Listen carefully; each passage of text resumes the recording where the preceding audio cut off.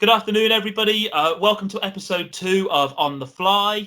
My guest today is a lady that I've known for years. It's the lovely Lisa Johnson, who is Director of Development with Johnnie Johnson Housing. Lisa, how are you? Very well, thank you. Good. Lisa, we're going to get straight into it. You're a Director of Development for a housing association that deals with predominantly independent living. I think what would be really interesting to hear from you is how lockdown has affected development as a whole. So, there's talk about schemes being shut down, furlough going on within contractors. So how have you found dealing with that, and kind of where is the business now, and kind of how are you kind of going to be able to counteract it moving forwards, not just this year, but year after year, and kind of making up that as well? Okay, right. So, as you've explained, Johnnie Johnson is a small housing association in Cheshire. So we've got about 5,000 homes, and we cover the North West Yorkshire and Derbyshire and the North East. We do specialise in independent living and also telecare services through our Astroline subsidiary. Our ambitions at the moment for development is 1,000 homes over 8 years, and predominantly independent living, 70% of that being independent living, the other general needs, shared ownership, rent. The challenges in development have been very much around the older persons, because older persons are obviously high risk. But we've had an absolutely fantastic business continuity team that was set up from day one. And that team was set up to assess any risks, mitigate those risks across the business, which included our frontline staff, other full colleagues across the business, and our residents. So that team is still set up today, but we're kind of moved away from the COVID-19. We're now moving to the future, which is really interesting. The challenges for development, we were quite lucky. We had a few schemes on site. There were some stoppages, but it was quite limited with our contractors, so it was only about 3 to 4 weeks. So the actual impact on our business plan was quite limited.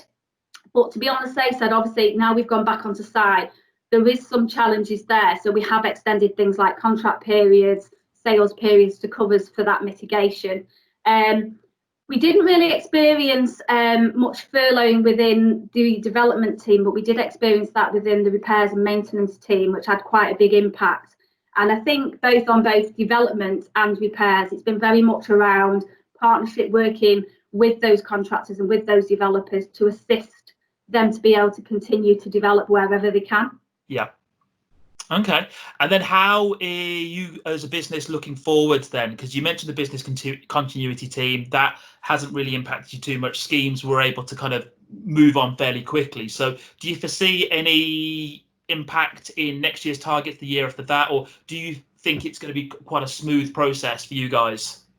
Yeah, so I think what's happened is, because we didn't furlough any staff in the development team, because it was such a short period of time, we were able to move on and work very closely with people on the new business side. So even though some contractors did furlough, we were lucky enough to get hold of the people who weren't furloughed.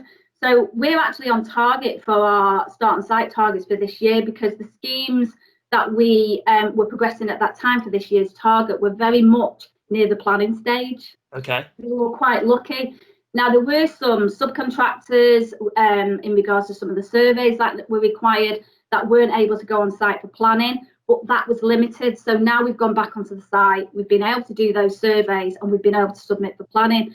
We're only in June, so obviously the likelihood of a planning application before the end of March is high.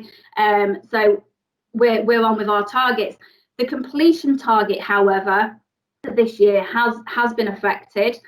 We have run that through the business plan. It has had a small impact, but because we're only a smaller housing association, we've only started to develop recently, we probably haven't got the amount of things on site as what a lot of RPs have.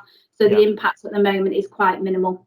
That's good to hear. And I suppose you guys are blessed as a business, like you say, that there is minimal impact. Other people I'm speaking to have issues all over the place type of thing, but it's nice to see that you guys are coming through relatively unscathed, I think is the best phrase I'd use. Yeah. I mean, it's like, say, development team has been quite lucky. I think if we just go back to COVID-19 across the business as well, I think we've done a lot. So not only our business continuity team, what we found is a lot of we've required a lot of communication. So our communications teams have been absolutely key to how we speak to our residents, how we speak to our colleagues, and the amount of information and the way that has been presented has been in such a way it's been easy to read and really easy to follow. So a real big well done to them. And then obviously we've had with older people and we've having independent living schemes, we've got a lot of frontline staff, and they've been second to none. The service that they've provided our customers has been absolutely amazing.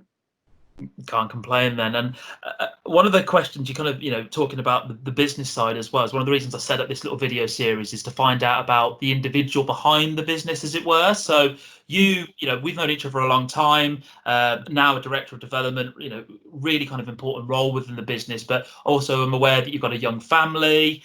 How have you found being a director, being with the family, and see kind of what the culture is like at Johnnie Johnson? How's that all gone into the melting pot? And I think as well, people who are out there at the moment who may be in similar situations, would you have any advice for them? So take your pick on any point there in the you want to answer.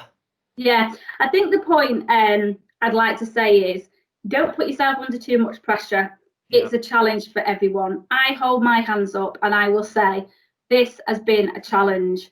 3 young children, a husband at home is not ideal at all. Yeah. But we've worked through it, and as the weeks have gone on, we've got into our little routines and we managed to move forward. Johnnie Johnson and any employer has been absolutely key to that. The flexibility that they've given not only myself, but all staff around thinking about when we hold meetings, where people can work, what IT they need. Our ICT department, again, has been amazing. The way they've been able to roll out the amount of technology in such a short period of time. Just to give you an example, is before the lockdown, Johnnie Johnson was already looking at the potential of working in an agile world. Well, that was only about 2 days a week. Yeah. Maybe working from home or working agile somewhere else. And obviously, like everybody, you have these big plans around what you need to do.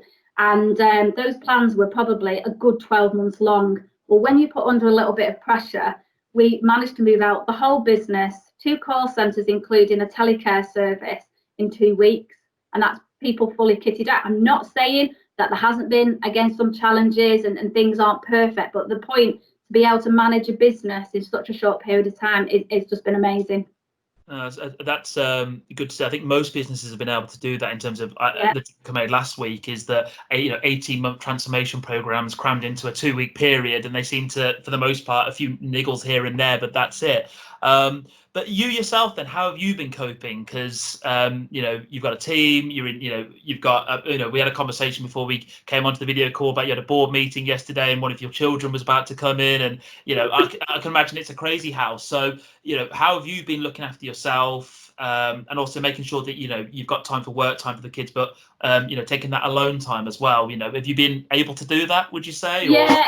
Yeah, it's just been organising my diary, really. I mean, it's easy to slip into that mode of, meeting back-to-back meetings all day, but it's just been very, very clear around when you're available and when you're not available. Yeah. And obviously working with my husband, then we're able to kind of split the time between ourselves so we can spend time with the children. And then when he's got meetings, obviously I can be a bit more flexible. Work obviously understand that. So obviously I am a director, but I think even at a director level, we've realised that people and companies need to be flexible, and that's what we've done with the staff. We've been very open around well-being and the mental health of our staff and colleagues, including myself, and saying, if you need to go out for a walk, you need to go out of walk. You need to get away from the environment, and it's just being flexible. I don't think we were always expecting everyone to do early doors, a full day's work. It's a case of do what you can do to the best of your ability with what you've got, and that would just be a really great day for us. Good. So you're surviving, bunkering down, but as we emerge as a post-COVID world, are you looking forward to getting back into the office, or have you kind of embraced the working from home life now? Well, I have embraced the working from home, and it would be nice to think moving forward that there would be a nice mix of, I think Johnnie Johnson, we're at that kind of thinking stage, just like lots of businesses, around what will Johnnie Johnson look like post-COVID. But at this moment in time, we don't know what that's going to be. But I'm sure it's going to be something much more better and really, really useful and helpful for our customers moving forward. Good. And so you've given us the advice piece. We've talked about everything else. Is there kind of any other pointers you'd want to throw out there before we kind of wrap up? Throw you on the spot there. Yeah. No, I think it's like I say, just getting to people just to say, don't put too much pressure on yourself. Yeah. It's like it's a awkward world at this moment in time, and I think everybody across the industry appears to be doing an absolutely fantastic job for both colleagues and customers, and that's the key. That's what we're all here to do, and just to keep doing it. Good. Well, you have been a phenomenal guest. Thank you very much for coming on as as the second episode. I think people will get a real kick out of seeing, talking about, social housing development, how families and all of that interaction's been going on in lockdown, the flexibility of businesses. But all I'll say is I look forward to having a beer or a coffee with you whenever we get out the other side of this. So definitely. Take care of yourself, stay safe, And you. and I'll speak to you soon.